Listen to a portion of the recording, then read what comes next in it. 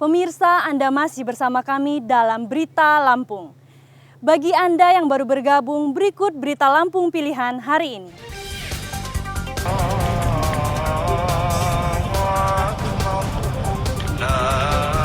Remaja putri yang mengendarai motor tewas jadi korban tabrak lari truk di Lampung Timur.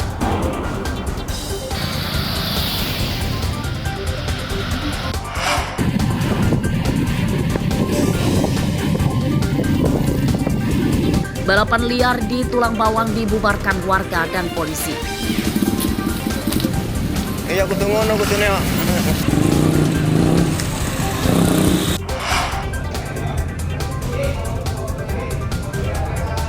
Dua pemuda mencabuli siswi SMP di Bandar Lampung diringkus. Kasusnya terbongkar saat tersangka kirim surat ancaman ke korban.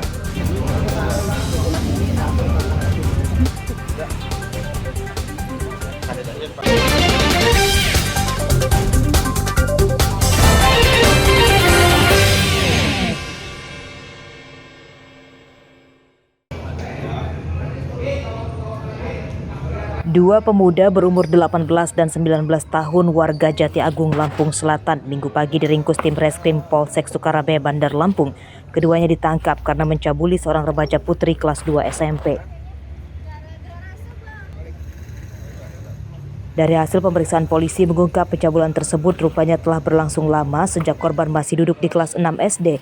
Korban diancam akan dianiaya jika tidak mau menuruti kemauan para tersangka. Kasus pencabulan tersebut terungkap setelah tersangka mengirimkan surat ancaman ke korban namun ditemukan oleh tante korban yang kemudian dilaporkan ke polisi. Pelaku kita amankan dua, jadi untuk korban itu SD kelas 6. SD kelas 6 berpacaran namun diperlakukan seperti orang dewasa, dilakukan pelecehan termasuk persetubuhan di hotel selama kurang lebih 2 tahun. Dilakukan sampai kelas 2 SMP baru terungkapnya karena bibi dari korban tersebut mendapatkan surat. Ini suratnya di sebelah pintu depan rumah korban. Bibinya menemukan surat ini yang dituliskan oleh tersangka. Pada kasus ini, polisi menyita pakaian korban, surat ancaman yang dibuat tersangka, serta hasil visum korban dari rumah sakit sebagai barang bukti. Akibat perbuatannya, tersangka terancam hukuman 15 tahun penjara. Robi Lasto melaporkan dari Bandar Lampung.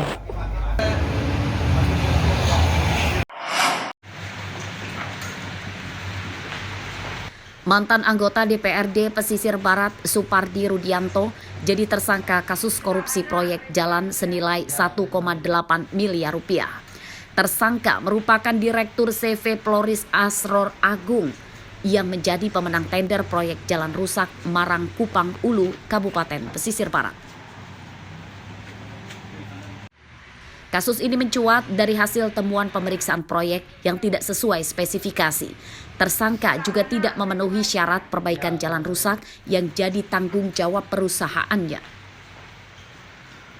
Negeri Lampung Barat telah melakukan penetapan tersangka dalam perkara tindak pidana korupsi peningkatan jalan Kupang Marang Hulu pada Dinas PUPR Kabupaten Kesidar tahun anggaran 2022.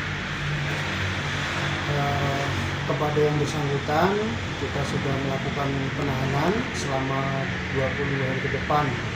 Yang kita jadikan tersangka merupakan Direktur CV PFAA dan saudara SK. Kita kenakan dengan pasal 2 ayat 1 atau pasal 3 Undang-Undang 31 tahun 1999 sebagaimana dirubah dengan Undang-Undang 20 tahun 2001 tentang tindak pidana korupsi. Setelah ditetapkan sebagai tersangka, koruptor proyek perbaikan jalan ini kemudian digelandang ke mobil tahanan untuk dibawa ke Rutan Lampung Barat. Penyidikan kasus ini masih akan dikembangkan penyidik kejaksaan untuk menyelidiki kemungkinan tersangka lain. Rosandi melaporkan dari Lampung Barat.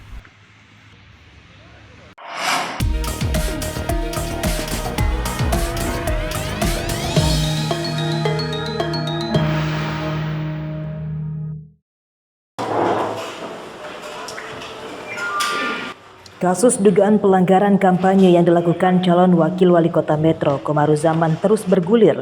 Pada Jumat lalu, Komaru kembali menjalani sidang di Pengadilan Negeri Kota Metro dengan agenda mendengarkan tuntutan dari jaksa. Pada sidang ini, jaksa menuntut terdakwa membayar denda 6 juta rupiah atau jika tidak mampu membayarnya maka diganti dengan dipenjara selama 3 bulan. Jaksa menyatakan terdakwa yang merupakan calon petahana tersebut melakukan kampanye dengan memanfaatkan fasilitas negara.